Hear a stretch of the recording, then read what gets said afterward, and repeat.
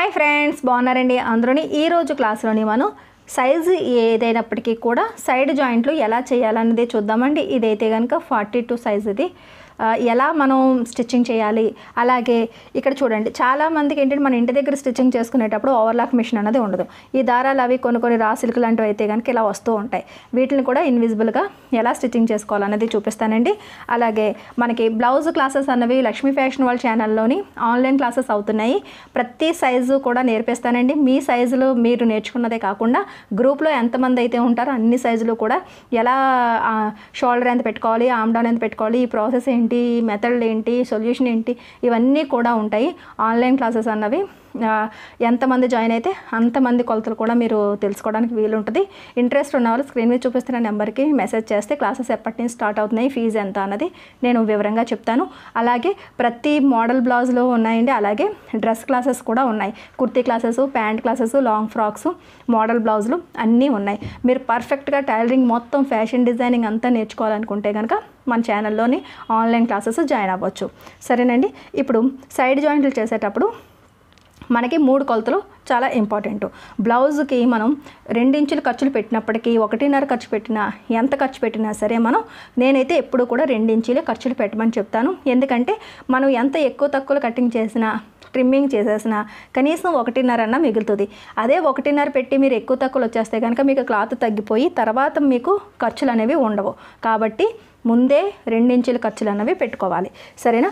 ఇప్పుడు బ్లౌజ్ ఖర్చులు ఎంత పెట్టాము, 2 ఇంచులు పెట్టాము కదా అని చెప్పేసి ఇది చూడండి ఇక్కడ నోట్ చేస్తుందా, 2 ఇంచులు. ఈ 2 ఇంచులు ఉంది కదా అని చెప్పేసి పైనుంచి కింద వరకు సేమ్ అదే రకంగా ఎప్పుడూ కూడా లైన్ గీసుకుని స్టిచ్చింగ్ చేయకూడదు బ్లౌజ్ విషయంలో మాత్రం. సరేనండి. ఈ బ్లౌజ్కి ఫస్ట్ మనం నడుము ఎంత అన్నది చూసుకోవాలి. మనం కటింగ్ చేసినప్పుడు ఈ బ్లౌజ్కి నడుము ఎంత అని కటింగ్ చేసాం. నేనైతే 34 ఇంచీలు ఈ నడుము లూజ్ అనమాట ఈ బ్లౌజ్ది. ఇప్పుడు ఈ 34కి సగం చేయాలి అంటే 17 ఇంచులు వస్తుంది. 17లో సగం 8.5 ఇంచీలు.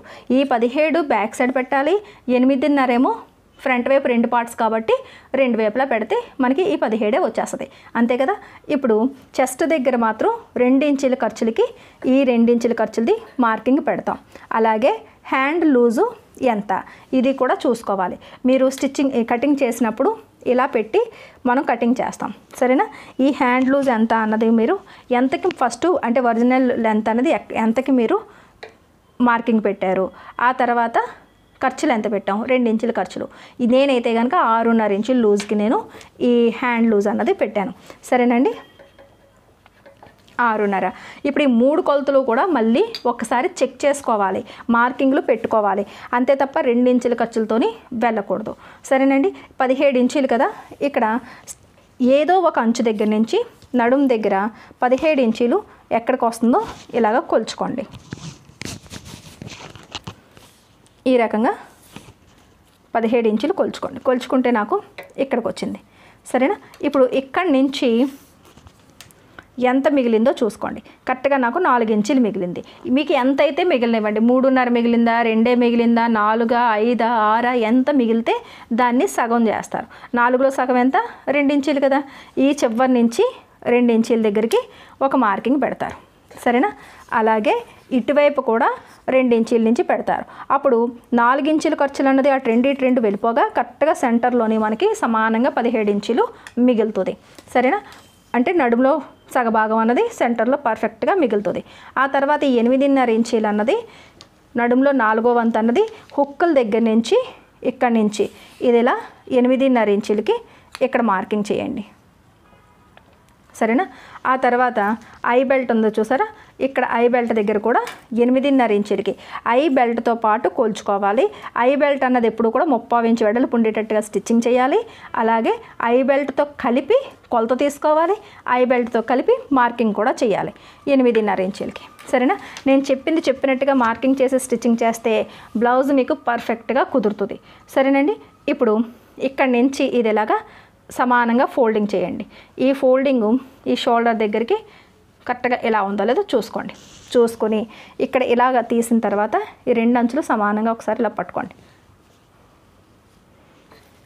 ఇలా పట్టుకుని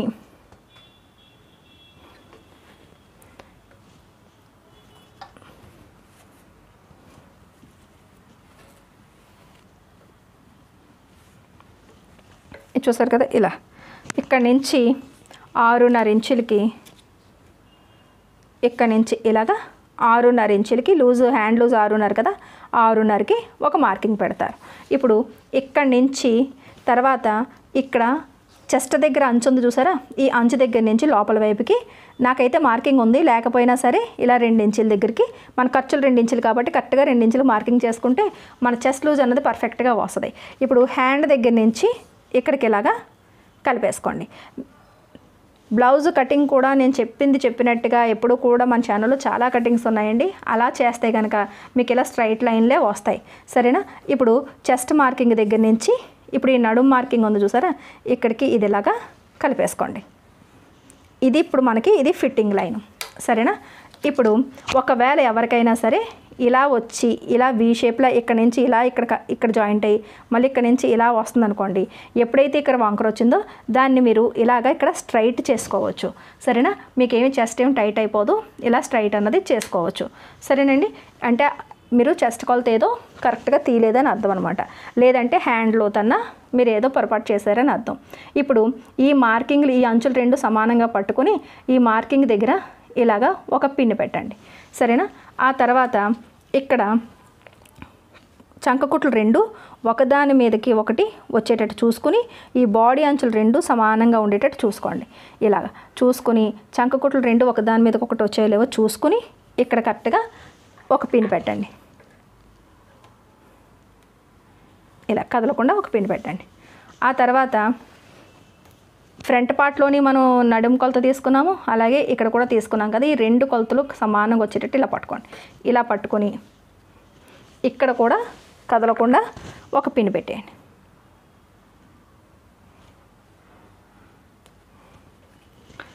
ఇలా పెట్టిన తర్వాత ఇది చూసారు, ఇక్కడైతే స్ట్రైట్గానే ఉంది, కానీ ఇటువైపుకి వచ్చేటప్పటికి మనకి ఇక్కడ బ్యాక్ పార్ట్లోని కొద్దిగా ఇది తగ్గింది. సరేనా?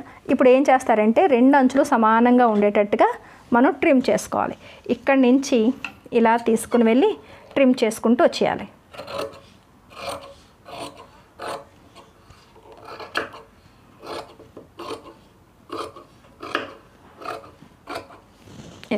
ఇలా ఒక లెవెల్లోకి ఇది తీసుకొచ్చేయాలి. తీసుకొచ్చిన తర్వాత ఇప్పుడు పిన్నులు తీసేయండి. మామూలుగా అయితే కనుక ఇప్పుడు ఇలా కుట్టేసుకోవచ్చు. ఫస్ట్ ఏం చేయాలంటే నార్మల్గా అంటే ఇన్విజిబుల్ వేయొద్దు మనం అనుకున్నప్పుడు ఏం చేస్తారంటే ఇప్పుడు ఇక్కడి నుంచి ఇక్కడికి ముందు కుట్టేస్తారు. ఎన్ని కుట్లు వేసుకోవాలనుకున్నారో వేసేసుకుంటారు, ఆ తర్వాత ట్రిమ్ చేసేసుకుంటారు, పని అయిపోద్ది. ఇన్విజిబుల్గా వేయాలనుకున్నప్పుడు ముందు ట్రిమ్ చేయాలి. ఆ తర్వాత దీన్ని 2 అంచులు సమానంగా ఇప్పుడు చేశాం కాబట్టి ఇంకేం ఆలోచించకుండా ఇలా రైట్ సైడ్కి ఇలా తిప్పాలి. సరేనా? ఇలా రైట్ సైడ్కి ఇలా తిప్పి ఇది చూడండి, ఇక్కడ నుంచి ఇది ఇలా పట్టుకుని నీట్గా 2 అంచులు కలిపి ఇక్కడ చంకకుట్లు 2 సమానంగా వచ్చేటట్టు చూసుకుంటూ ఇక్కడ ఇలా పట్టుకుని ఒక పాదం ఖర్చు అంతే, ఎక్కువ మార్జిన్ తీయాల్సిన అవసరం లేదు, పాదం ఖర్చు వరుసని స్టిచ్ చేసుకుంటూ వచ్చేయండి.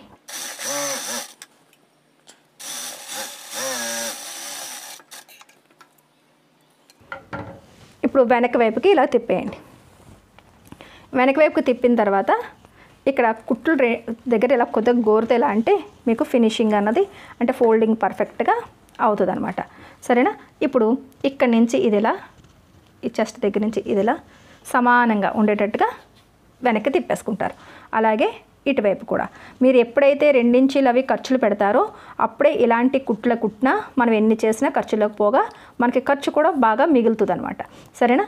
ఈ రకంగా ఫోల్డ్ చేసామా, వెనక్కి తిప్పేసాం కదా. ఇప్పుడు మనకి మార్కింగ్ చేసుకున్నది ఉంది కదా, ఇక్కడ నుంచి హ్యాండ్ మార్కింగ్ సమానంగా పట్టుకుని ఇక్కడ స్టిచ్చింగ్ స్టార్ట్ చేయండి.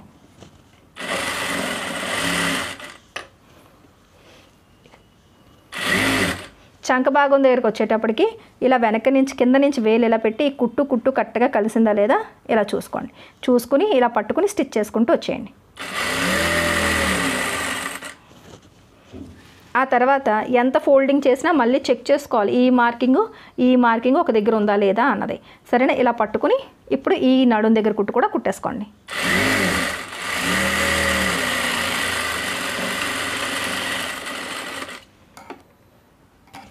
చూసారు కదా, సైడ్ జాయింట్లు అన్నవి ఇలా అందంగా మీకు ఫినిషింగ్గా వస్తాయి. ఆ తర్వాత 2 కుట్లు అన్నది ఎక్స్ట్రాగా వేసేసుకోవాలి.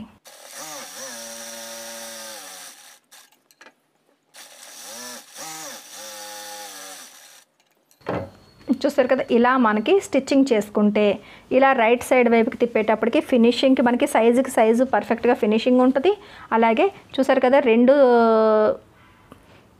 చంకకుట్లు 2 ఒక ఎదురెదురుగా వస్తాయి. అలాగే ఇక్కడ ఈ అంచులు మనకి సమానంగా రావాలి. అలాగే నడుం దగ్గర అంచులు కూడా మీకు సమానంగా రావాలి. ఇప్పుడు ఇక్కడ ఇలా కొద్దిగా ఐరన్ అన్నది ఇప్పుడు కూడా ఇలా ఓపెన్ చేసి ఇక్కడ కొద్దిగా ఇలా ఐరన్ చేయాలి బ్లౌజ్ అంతా అయిన తర్వాత. సరేనండి, ఇలా మనం ఐరన్ చేసి ఇక్కడికి ఇలా తీసుకుంటే మీకు నీట్గా ఫినిషింగ్ అన్నది ఇలా వచ్చేస్తుంది. ఓవర్లాక్తో కూడా మనకి అవసరం ఉండదు. సరేనండి, నీట్గా ఫినిషింగ్ మనకి వచ్చేస్తుంది. దారాలు ఊడిపోవు. మనకి రా సిల్క్ క్లాతులు గట్రా ఇలాంటి క్లాతులు అయితే మనకి గుచ్చుకోకుండా నీట్ ఫినిషింగ్ అన్నది వస్తుంది. సరేనండి, ఈ రకంగా సైడ్ జాయింట్లు వేసుకోవాలి. సేమ్ మెథడ్లోని రెండో వైపు కూడా సైడ్ జాయింట్ అన్నది వేసేసుకోవాలి. చూస్తున్నారు కదా ఎంత ఫినిషింగ్గా వచ్చిందో. ఇలా సైడ్ జాయింట్లు వేసుకోండి. మీ బ్లౌజ్ మీరు అనుకున్న సైజుకి పర్ఫెక్ట్గా వస్తుంది. అంతే తప్ప మన ఖర్చులు ఎంత పెట్టామని చెప్పేసి అంతా చివర పట్టుకొని వేయకూడదు. సైడ్ని మనకి ఎక్కువ తక్కువైన క్లాతుల్ని ట్రిమ్ చేసుకోవాలి. సరేనండి, వీడియో నచ్చినట్లయితే కనుక ఒక లైక్ ఇవ్వండి. మన లక్ష్మీ ఫ్యాషన్ వాళ్ళ ఛానల్ని సబ్స్క్రైబ్ చేసుకోవడం మర్చిపోకండి. మళ్ళీ నెక్స్ట్ క్లాస్లో కలుద్దాం.